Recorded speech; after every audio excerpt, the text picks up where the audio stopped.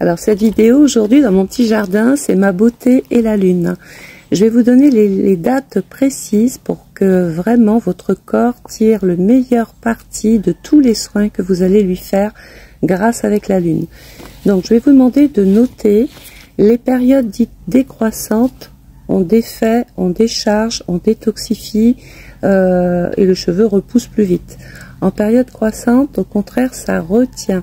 Donc tout ce que vous allez faire à votre corps va tenir beaucoup plus, va adhérer beaucoup plus. Alors, les périodes dites décroissantes. Le 1er novembre.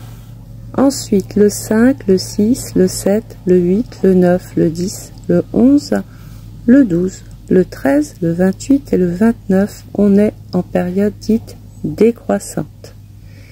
Les périodes dites croissantes, on retient le 14, le 15, le 16, le 17, le 18, le 19, le 20, le 23, le 24, le 25 et le 26 novembre. Qu'est-ce qu'on peut faire en lune décroissante? Alors, on peut faire un gommage, parce que le gommage c'est fait pour nettoyer, donc en période décroissante ça s'en va plus facilement. On peut faire un soin des pieds. Nettoyer la peau en profondeur, détoxifier le corps, la peau.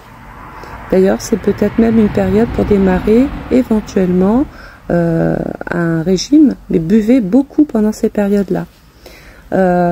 Ensuite, on peut aller vers un massage drainant. On draine, ça veut dire qu'on essaye de faire évacuer quelque chose. En lune décroissante, ça marche beaucoup mieux.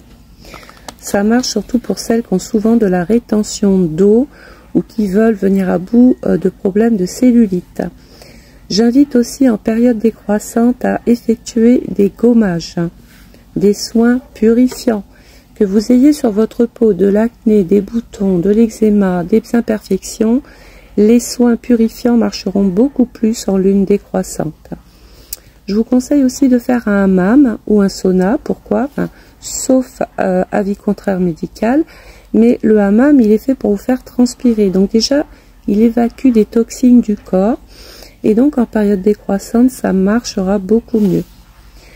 On peut faire une belle coupe de cheveux parce qu'en lune décroissante le cheveu poussera beaucoup plus vite. On peut faire des soins des ongles. Pourquoi? Parce que pareil, tout comme le cheveu, tout ça poussera plus vite. On élimine, on fait un régime. En lune croissante, alors, on peut faire du maquillage normal, maquillage permanent. En lune croissante, c'est retenu beaucoup plus. Et le maquillage normal tombera moins vite, durera plus longtemps. Il adhérera beaucoup plus à la peau. Et le maquillage permanent tiendra beaucoup plus longtemps dans le temps. C'est le moment de faire des teintures. Donc, allez voir votre coiffeur. On peut faire un remplissage d'ongles. Pourquoi? Parce que ça tiendra beaucoup plus longtemps. La lumière pulsée est conseillée. Lumière pulsée pour une épilation totale. Faites-le en lune croissante. Le poil, déjà, de par la lumière pulsée, ne repoussera pas aussi facilement, voire pas du tout. Mais si vous le faites en lune croissante, la prestation durera plus longtemps. Voilà. On peut aussi aller vers un modelage relaxant. Pourquoi? Le modelage, on va vous envelopper avec tout un tas de produits naturels, certainement. Et du coup, le corps va beaucoup plus absorber tout ce qu'on va faire sur le corps. On peut faire une couleur de cheveux, soin du cheveu, parce que le cheveu absorbera plus facilement tout ce qu'on mettra dessus. Ça va renforcer le cheveu. On peut faire une pose de vernis, ça durera plus longtemps dans le temps. Soin de la peau et l'hydrafacial. Alors ça, je vous le conseille, moi je l'ai fait. C'est une technique qui hydrate votre peau en profondeur.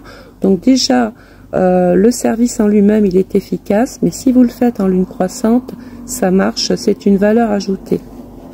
Voilà.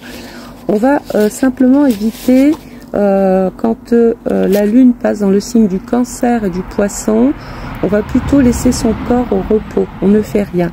Donc le 21, le 22, on ne fait pas. Le 2, le 3, le 4, le 30 novembre, on ne fait pas. Parce que c'est en cancer et en poisson. Vaut mieux laisser pendant ces périodes-là le corps au repos. Donc les périodes dites décroissantes, je défais, j'élimine, j'enlève j'ôte, d'accord? Et les périodes croissantes, ça retient. Voilà.